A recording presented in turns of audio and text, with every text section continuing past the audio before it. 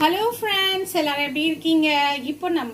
இப்போ இந்த வீடியோவில் என்ன பார்க்க போறோன்னா, கல்யாண வீட்டில் நம்ம நல்லா கமக்க கமக்க ஒரு வெஜிடபிள் ரைஸ் போடுவாங்கல்ல, அதை நம்ம சாப்பிட்டாலே அதுவே மட்டும் தான் சாப்பிட்ருப்போம்.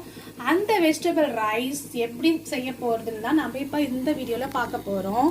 நான் இப்போது இந்த கிளாஸ் பார்த்துக்கோங்க. இந்த கிளாஸில் 2 கிளாஸ் அரிசி எடுத்திருக்கேன். நீங்கள் எத்தனை கிளாஸ் நீங்கள் அரிசி எடுத்துக்கிறீங்களோ, பாஸ்மதி ரைஸ் எடுத்திருக்கேன். 20 மினிட்ஸ் முன்னாடியே நான் இதை ஊற வச்சிட்டேன். ஊற வச்சு அலசி 2 வாட்டி அலசிட்டு அதுக்கப்புறம் ஊற வச்சுட்டேன். ஊற வச்சுட்டு எடுத்து வச்சுருக்கேன். அப்புறம் அரை முடி தேங்காவை நல்லா திக்காக ஒரு கிளாஸ் அளவுக்கு நான் தேங்காய் பால் எடுத்துக்கிட்டேன். அப்புறம் உங்களுக்கு ஆஸ் யூஷுவல் தேவையானது ஒரு 3 வெங்காயம், ஒரே ஒரு தக்காளி. ஏன்னா தக்காளி நம்ம நிறைய போடக்கூடாது. அது தக்காளி நிறைய போட்டால் அது பிரியாணி ஆகிடும். நம்ம இது பிரிஞ்சு தான் செய்ய போகிறோம். ஸோ வெஜிடபிள்ஸ்க்கு நான் என்னென்ன எடுத்திருக்கேன்னா, பட்டாணி, கேரட், மஷ்ரூம், அப்புறம் இது பீன்ஸ், கொஞ்சம் புதினா தான் ரொம்ப டேஸ்ட்டு கொடுக்கும், ரொம்ப ஃப்ளேவராக இருக்கும். ஸோ இதெல்லாம் சேர்ந்து கடைசியில் நம்ம ப்ரெட்டை வறுத்து இதில் போட போகிறோம். ஸோ டேஸ்டியான கல்யாண வீட்டு பிரிஞ்சி நம்ம சாப்பிட போகிறோம். வாங்க இதை எப்படி செய்யலான்னு பார்க்கலாம். இப்போ ஸ்டவ் ஸ்டார்ட் பண்ணி குக்கர் வச்சுருக்கேன். நம்ம இப்போ தம் தான் பண்ண போகிறோம். விசில் போட போகிறது கிடையாது. அடுப்பு நல்லா காஞ்சிச்சு. ஒரு 3 ஸ்பூன் எண்ணெய் விட்டுக்கிறேன். 1 ஸ்பூன் நெய் இப்போ சூடாயிடுச்சு. இப்போது நம்ம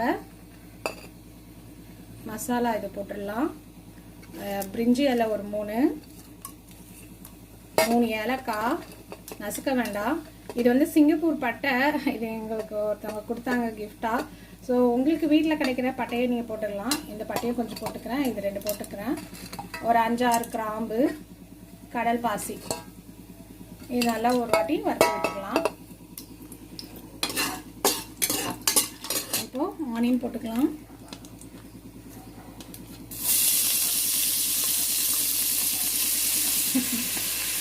மோனிகாவுக்கு ரொம்ப பிடிச்சிருக்கு. மோனிகாவுக்கு பிரிஞ்சினா ரொம்ப பிடிக்கும். பிரிஞ்சி, பிரியாணிலாம் அந்த ஸ்மெல்லையே அவள் சாப்பிடுவா.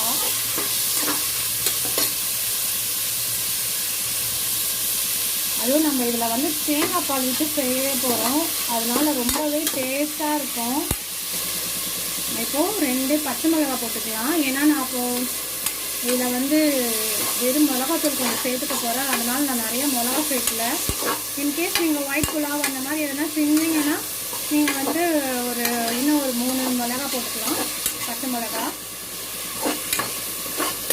இப்போ சால்ட்டு கொஞ்சம் சேர்த்துக்கிறேன். இப்போ கொஞ்சம் தான் சேர்க்க போகிறேன்.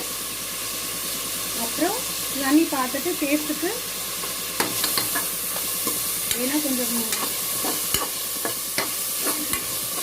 சால்ட்டு போட்டால் சீக்கிரமாக வெங்காயம் வதங்கிடும். ஓகே, இப்போது தக்காளி, காயெல்லாம் ஆட் பண்ணிக்கலாம். தக்காளி ரொம்ப சேர்த்துறாதீங்க, ஒரு தக்காளி போட்டால் போதும். இதுக்கப்புறம் நம்ம இஞ்சி பூண்டு பேஸ்ட் ஆட் பண்ணிக்கலாம். நல்லா வதக்கிடுங்க. இப்போ தண்ணி மிளகாத்தூள் நான் ஒரு 2 ஸ்பூன் ஆட் பண்ணிக்கிறேன். உங்களுக்கு காரத்துக்கு ஏற்ற மாதிரி போட்டுக்கோங்க. ஓகே, இப்போ நம்ம காயெல்லாம் சேர்த்துக்கலாம். காய் ஒரு அரை வேக்காடு வேண்டாம் போதும்.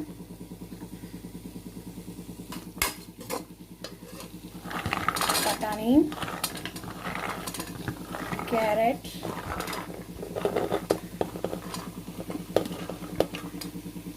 மஷ்ரூம்,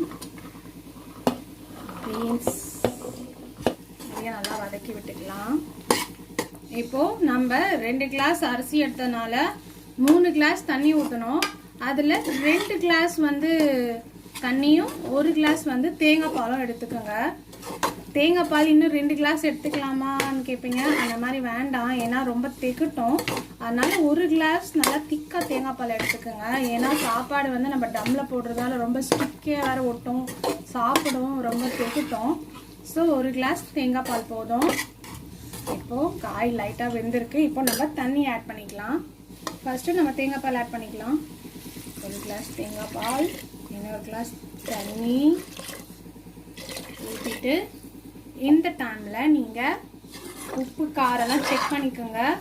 உப்பு பத்தலைன்னா நல்லா போட்டுக்கோங்க. இப்போது நல்லா கொதிக்கணும். கொதித்த பிறகு தான் நம்ம அரிசியை போட்டு தம்மில் போட போகிறோம்.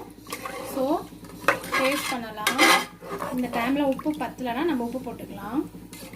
இப்போது நல்லா கொதிக்கிட்டோம். கொதி வந்ததும் நம்ம அரிசி போட்டுட்டு அதுக்கு மேலே நம்ம புதினாவை போடலாம். ஏன்னா புதினா நம்ம முன்னாடியே போட்டுட்டோம்னா அது ஃப்ளேவர் இதிலே ஒட்டிடும். ஸோ நான் இப்போது இது கொதிக்கட்டும் வைக்கிறேன். தண்ணி இப்போ நல்லா கொதிச்சிட்ருக்கு. இப்போ நம்ம டைமில் ரைஸ் போட்டுடலாம். நான் 20 நிமிஷம் வரைக்கும் நான் ஊற வச்சுருக்கேன். அதனால் எனக்கு வந்து நான் 3 கிளாஸ் தண்ணி தான் ஊற்றுறேன். நீங்கள் அப்படி லேட் ஆச்சுன்னா நீங்கள் ஒரு 3/4 கிளாஸ் தண்ணி எக்ஸ்ட்ரா ஊற்றிக்கோங்க. இப்போ ரைஸ் போட்டாச்சு. இந்த டைமில் நம்ம புதினா இலையை போட்டுக்கலாம். நீங்கள் வேணால் கொத்தமல்லி கூட ஆட் பண்ணிக்கலாம்.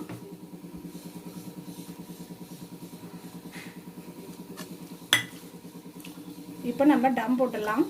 இங்கே பாருங்கள், இந்த மாதிரி ஒரு அன்யூஸ்டு தவா, அதாவது தோசைக்கல், அதை எடுத்துகிட்டு நம்ம டம் போட்டுடலாம். 20 நிமிஷம் வரைக்கும் நீங்கள் சிம்மில் வச்சுட்டு டம் போட்டுருங்க. அந்த டவா, அந்த தோசைக்கல் மேலே இதை வச்சிடலாம். வச்சுட்டு மேலே நான் முடி போட்டுட்டேன். இப்போது அது மேலே தண்ணியை தூக்கி வச்சிடலாம். தண்ணி வச்சாச்சு வெயிட்டுக்கு. இப்போ ஒரு 20 மினிட்ஸ் ஆகட்டும். அதுக்குள்ளே நம்ம ப்ரெட்டை ஃப்ரை பண்ணி எடுத்துகிட்டு வந்துடலாம்.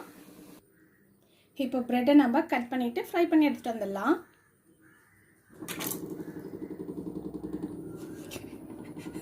ஸ்லைஸ் எடுத்தாச்சு.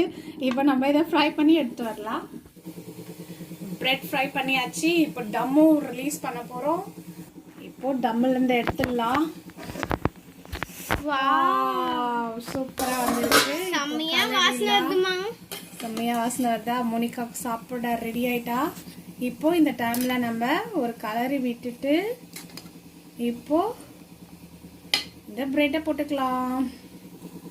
இப்போ நம்ம இந்த பிரெட்டை போட்டு கலரிடலாம். கொஞ்சம் பிரெட்டு லைட்டாக தீஞ்சிடுச்சு.